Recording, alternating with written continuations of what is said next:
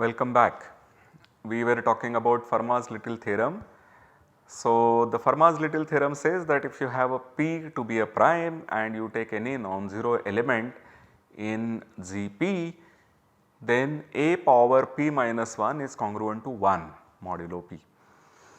Now, I also told you that there are some naughty numbers which satisfy Fermat's little theorem, but there we have to be slightly careful.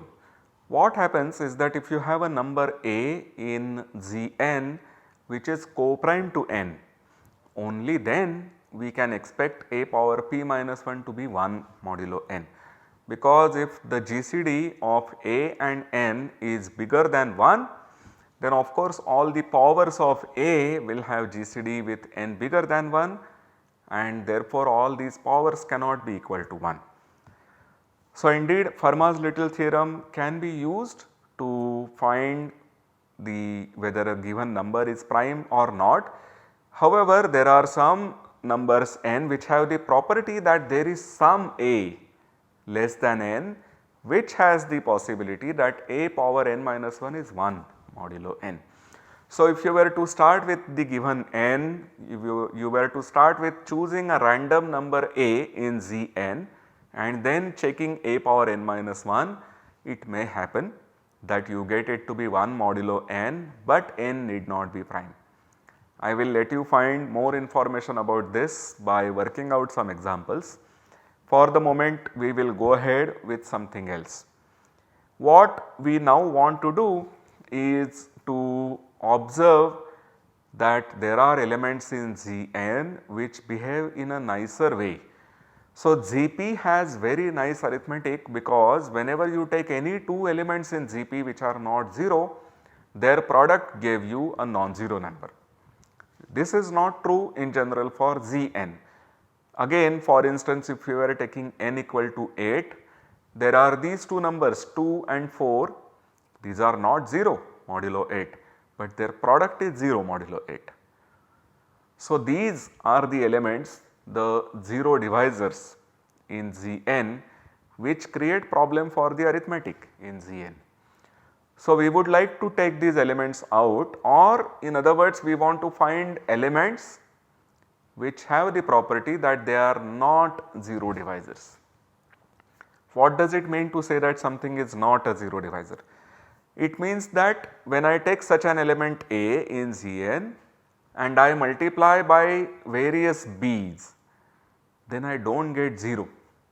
I would always get non-zero elements. When can such a thing happen? So, for instance, if your element A happens to be equal to 1, then 1 into any number will give you that number. 1 into A always gives you A. It will never give you 0 unless A itself is equal to 0. So, when you have such a number, 1 was just an example. We would like to find elements such that when you multiply to them by any non-zero number, you should get a non-zero number modulo n. You should not get something which is 0. But after all, you have only finitely many elements, and when you are going to look at it modulo n, you have the property that A into I minus A into j is A into I minus j. And if your A has the property that A into I minus j is 0 implies I minus j is 0, that would tell you that whenever you have Ai equal to Aj, you will have that I equal to j. So, the elements which have the property that they are not 0 divisors, these are also the elements which can be cancelled, and we want to find the set of these elements. So, in other words, these are elements which are invertible in Gn. So, that is there is some another element B in Gn with the property that A into B will give you 1, right. So, what we are looking for are the elements A modulo n such that Ax congruent to 1 mod n has a solution. We should have a solution for the linear congruence Ax congruent to 1 mod n. Now, linear congruence is something that we are trained so well in that even if I wake you up in your sleep, you should be able to give me the condition for the existence of solution here. You should be able to tell me right away that the GCD of A and N divides 1. Now GCD of A and N divides 1 in natural numbers will tell you that the GCD be better equal to 1. So these are all the elements A with the property that the GCD of A and N is 1.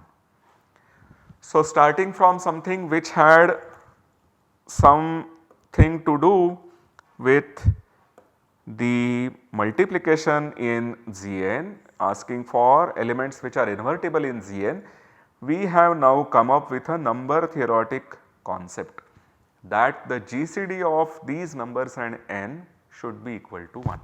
If you observe that whenever n is a prime p, this condition a comma n equal to 1 holds for all numbers less than p except of course 0. So these are the numbers that we are looking for. These are the numbers which are all the elements in Gp, all the non-zero elements in Gp. These are the nice elements in Gn which we are looking for. As mathematicians are trained to do, perhaps what we then do is that we define a function. You may think that it would be easier to compute this for particular n's, but mathematicians will tell you by experience, and rightly so, that it is good to have this function defined for all n and then study the property of this as a function from natural numbers to natural numbers. So we define this function phi n. This is a function, and what does it do? It computes the number of elements in Gn. Remember, this is z by nz, which are co-prime to n. That means these elements are the ones which are not the 0 divisors when you are looking at them in Gn. So phi n, which is the function that we have just now defined, is the cardinality of all the numbers from 0 to n with the property that the GCD of these numbers with n is equal to 1. It may look like a very daunting thing. We are going to study the property of all properties of this function which is now defined for all n. But that is the beauty in mathematics, that when you generalize something, then studying it becomes much simpler. So for the moment, let us try to compute some values of phi n. Of course phi 1 is 1 because there is the element 1 which is less than or equal to n, and you have, so here the number of elements that you are looking for is simply the singleton 1. This is the element which goes from 0 to n and has the GCD 1 with n itself being equal to 1. Second is phi 2. So we are going to look at this set 0, or you may say we are looking at the set 1 comma 2. This is the set Z2, and you remove the elements which are not co-prime to 2. So again here we are left with only one element which is singleton 1. If you go one step further, phi 3, this happens to be 2. Let us write all the elements from 1 to n, and now we remove the element which is not co-prime to 3. 1 and 2 happen to be co-prime to 3. So here the value of the function phi at the number 3 is equal to 2. Phi 4, once again here we write all the elements of z by 4z. This will have to be removed and 2 will also have to be removed, because 2 is also not co-prime to 4. The GCD of 2 and 4 is 1. is 2. The GCD of 2 and 4 is 2, which is bigger than 1, as well as the GCD of 4 and 4 is 4, which is also bigger than 1. So, these are the two elements which we need to remove, and so phi 4 is indeed equal to 2. You may now think that we had 1 1 and then 2 2, and if you ask anybody to complete the sequence ahead or compute the sequence ahead, the most natural answer would be 3. But if you want to compute phi of 5, the Euler phi function of the number 5, you will get it to be 4, and the reason being that all 1, 2, 3, 4 are co-prime to 5. 5 is the thing that you will have to remove. So, you are left with 4 elements. So, phi of 5 is 4, and now brace yourself, phi of 6 is equal to 2. It is a smaller number than phi of 5.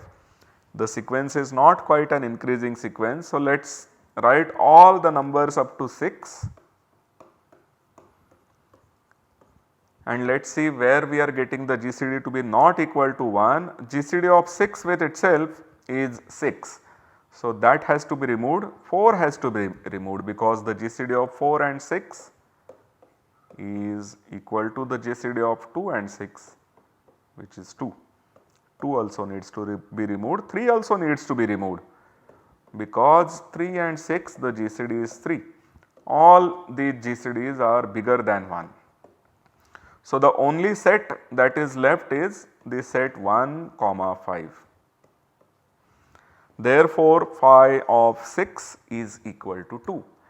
Now, from the example of phi 5, you should be ready for the answer of phi 7, and that answer is indeed equal to 6. In fact, you should be able to generalize this by saying that whenever we are looking at a prime p, phi of p is equal to p minus 1. In fact, we have also seen this that in ZP all the non-zero elements are invertible. You can invert all the non-zero elements, and therefore, phi of p is p minus 1. Let us check one more example, phi of 8, and this happens to be 4. So, this is because when you write all the elements modulo 8, we can write only the odd elements. Once you have even element, that will have a non-trivial GCD with 8. So, the GCD of 2, 8, the GCD of 6, 8 are equal to 2, which are bigger than 1. The GCD of 4, 8 is 4, which is bigger than 1, and of course, the GCD of 8 with itself is 8, which is bigger than 1. So, here we are left with only 4 numbers from 1 to 8 which are co-prime to 8. This is how the values of all these elements can be computed. And as we have observed, when you have phi of p to be p minus 1, we can actually write down the values for most of these numbers. For instance, the value of 2, phi of 2 is 2 minus 1, phi of 3 is 3 minus 1, phi of 5 is 5 minus 1, and phi of 7 is 7 minus 1. These could always be, this could of course be written without even have to worry about it.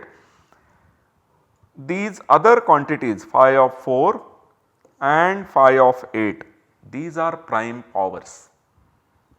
And then this is something which is still something complicated, which is that it is a product of two different primes. So, to be able to compute the values of this Euler phi function, what we are going to do is to have a result which allows you to compute the phi values for a prime power, which will explain all the terms here in this table except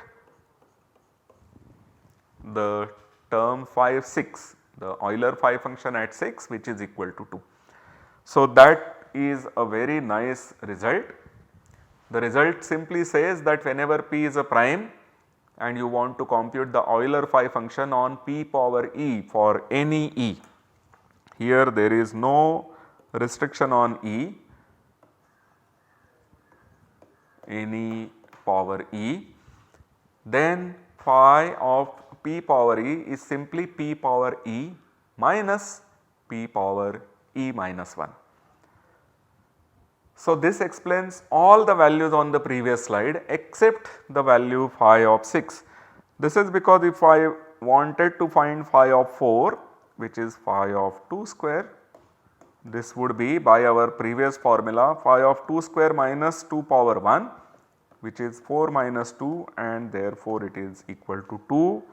Similarly, phi of 8, which is phi 2 cube, is 2 cube minus 2 square, which gives me that it should be 4.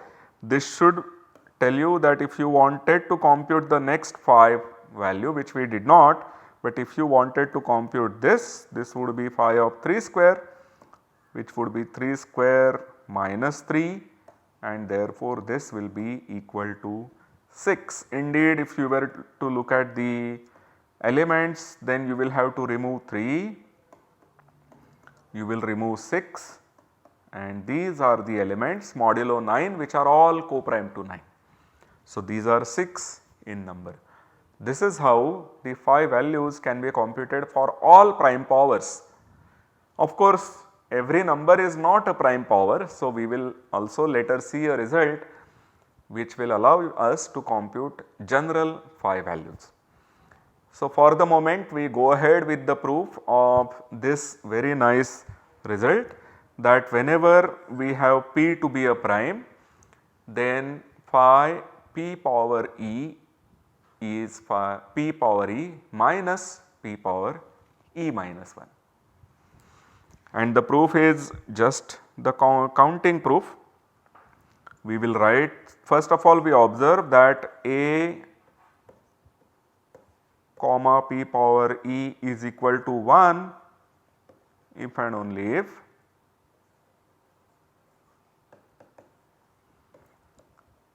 a comma p is equal to 1. So, if you have a natural number and it has GCD equal to 1 with respect to a prime power, then clearly its GCD with p has to be 1 because p divides that prime power. If the GCD of a and p is not 1, then it would be bigger than 1, and then it will have to be p because p has no other divisors other than 1 and p. And if p divides a, then p will divide a as well as p power e, and therefore the GCD of a and p power e cannot be 1. So, whenever the GCD of a and p power e is 1, the GCD of a comma p has to be 1, and if GCD of a comma p is 1, the GCD of a and p power e also has to be 1 because p is the only prime that divides p power e. So, when we are counting elements modulo p power e, so we will start with 1, 2, 3 and write down all the elements up to p power e, and among these we will have to find elements which are not co-prime to p power e and remove them. We simply have to find elements which are not co-prime to p and remove them. That's simple, that's how simple it is. So, we start by writing the elements modulo p power e. So, we have 1, 2, 3 so on up to p. Then we start writing the elements in the next row, p plus 1, p plus 2, p plus 3 dot dot dot, and then the next multiple of p will be 2p. After that we have 2p plus 1, 2p plus 2, 2p plus 3, 3p, and we can just continue this way. The last one before p power e would be where you will have this to be p power e minus p, and the last one would be the number p power e. At each stage we are adding p.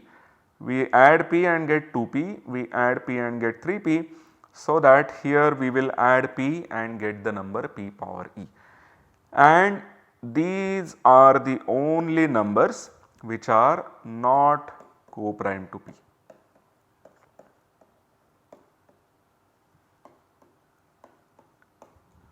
because to have some a power p not equal to 1, this is equivalent to p dividing the number, and we have counted exactly the multiples of p going from 1 to p power e.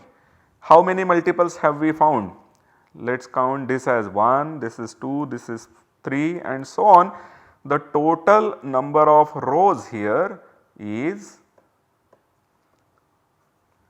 p power e upon p. These many rows we have. So, phi p power e is p power e minus the number of elements 1 up to p power e with the property that p divides a, and this number, as we have seen, is the number of rows in the previous slide.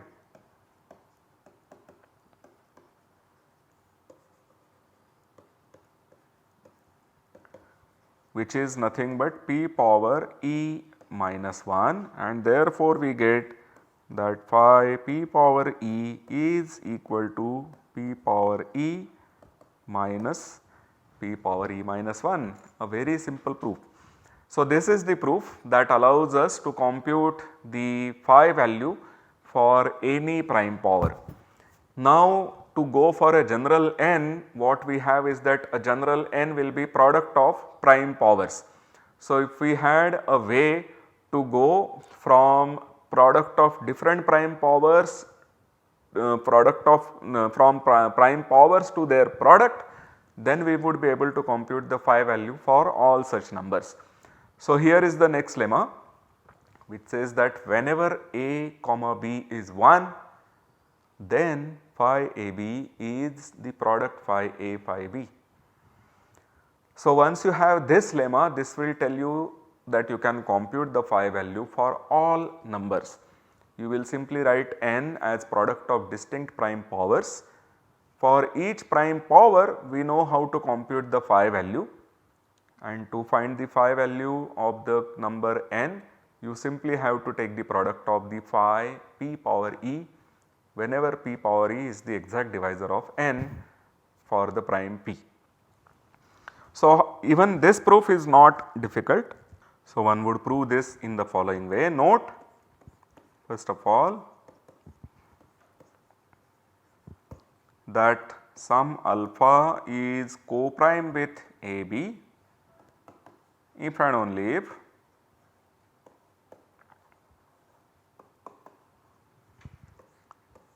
alpha is co-prime to A and alpha is co-prime to B.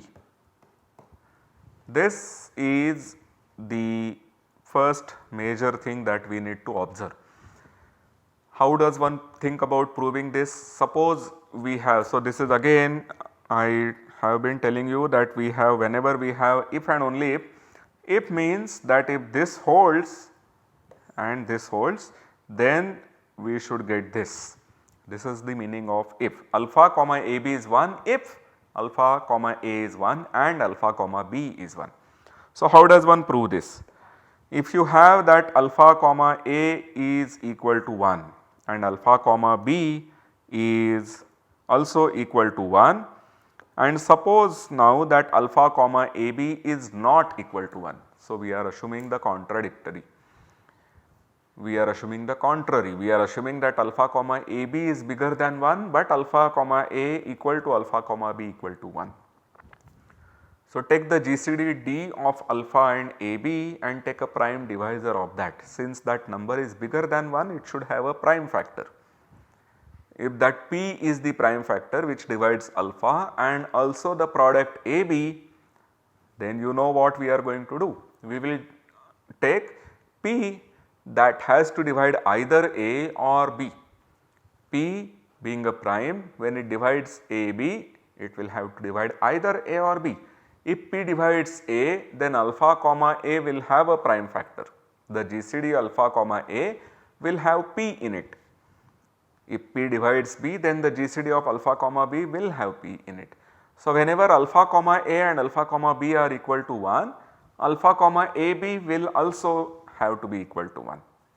Okay. So, if condition is done, and now to get the only if condition, we go in the reverse way. If you have that alpha comma A or alpha comma B, any of these two is bigger than 1, then alpha comma AB has to be bigger than 1, because once again if let us say alpha comma A is bigger than 1, take a prime P dividing it, that prime will have to divide both alpha and AB, because it divides alpha and it divides A.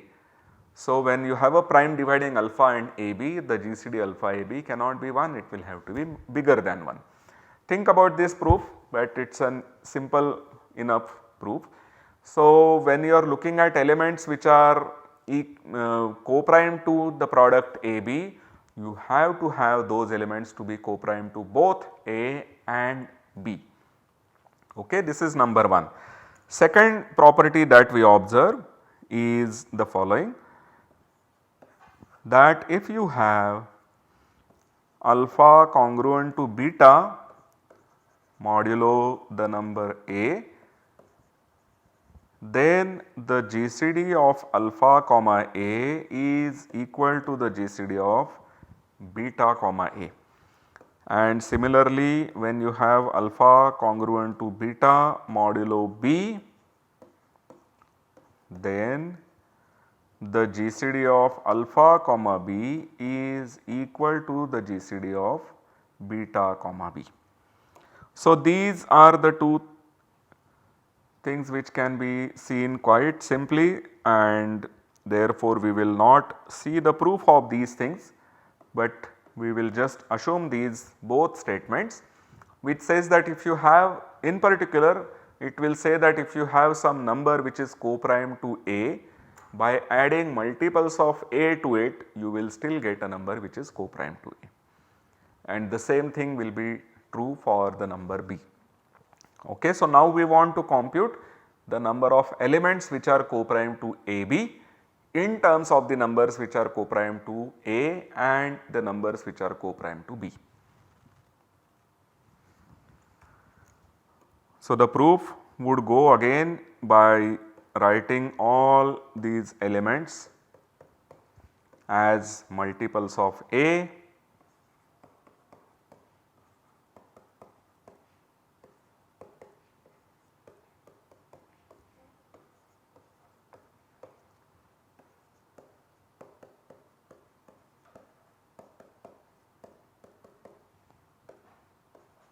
(3A) and so on. The last thing here would be AB, and you are just adding A every time. So, the last but one thing would be A into B minus 1. This is how we would have all these AB terms.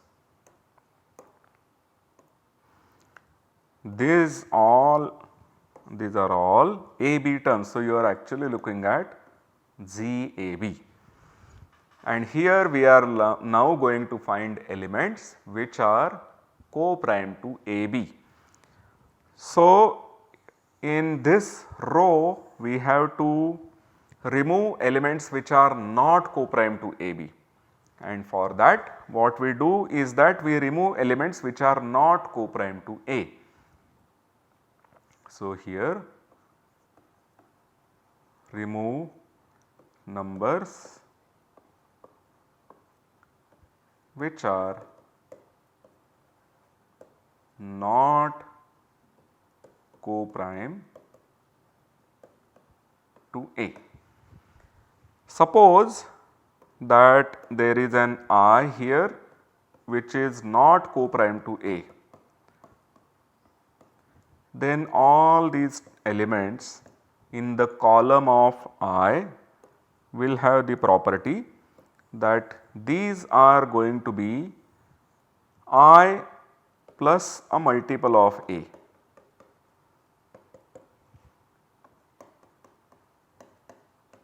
All these elements are I plus a multiple of A, and therefore all these will have to be removed. So, all these are going to be removed, because all of these are not co-prime to A and therefore they are not co-prime to AB. So, when we remove a particular number I from here, we are removing a particular column, and thus in the table, thus we have kept only phi A columns of the table. Only phi A columns are kept. Further, each column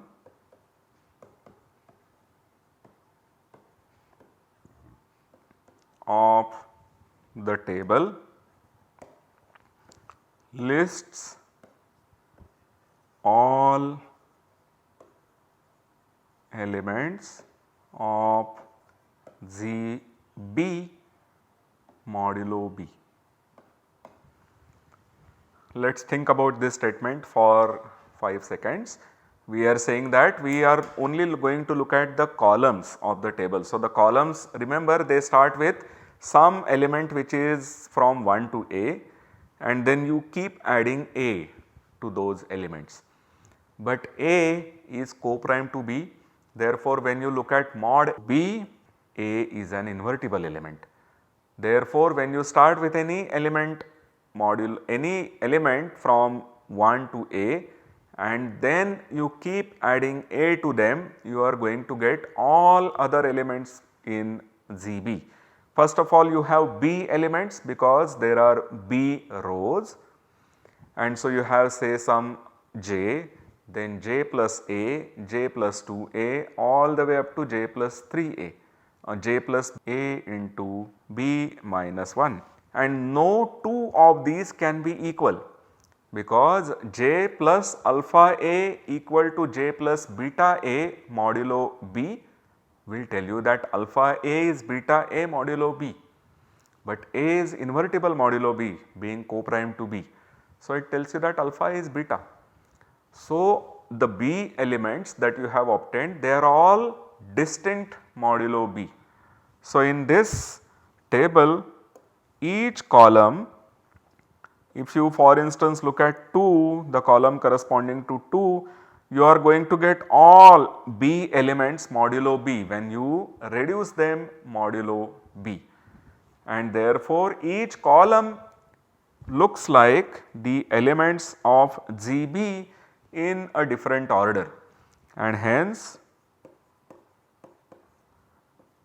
to obtain elements which are co-prime to B.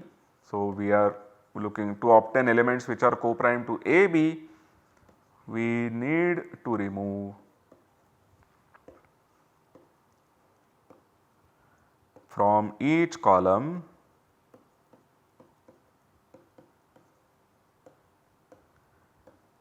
the elements which are not co-prime to B. We will have to remove the elements which are not co-prime to B from each column. Earlier what we had done was that we have removed elements which are not co-prime to A. We observed that if there was any element from 1 to AB which was not co-prime to A, then modulo A, it will correspond to some element from 1 to A with the property that that element is not co-prime to A. This is the content of those two remarks that we have observed at the beginning of the proof. And similarly, now from each of the remaining columns, we will have to remove elements which are not co-prime to B. So, the elements which are left in each column now is equal to phi B. These are the elements which are co-prime to B. So, to summarize, we have phi A columns